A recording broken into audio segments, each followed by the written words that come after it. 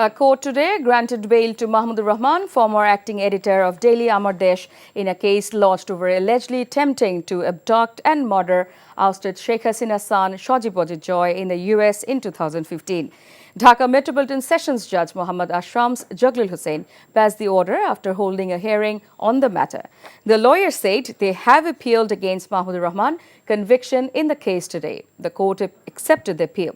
The court of Dhaka Additional Chief Metropolitan Magistrate Mahbubullah Haq on 29 September sent him to jail as he surrendered before the court and pleaded for bail. সাময়িক বিচ্ছেদ শক্ত বাঁধন তৈরি করে। মানসিক দৃঢ়তায় আমি লোহা আগুনে পুড়িয়েছি ভালো কিছু পাবো বলে। তোর মধ্যে কোনো গলত নেই। আমার ভুল থাকতে পারে, আমার মধ্যে মিথ্যা নেই। ওরা কি বললো না বললো তাতে কি তোমার এমন রিয়েক্ট করতে হবে? তুমি সব সময় ভালো মানুষ হয়ে থাকতে চাও, তাই না? সবাই ভালো মানুষ। তুমি অযোগ্য।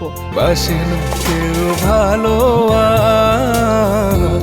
ডাকে না কেউ কাছে, তোমায় মনে করার কারণ খুব আছে।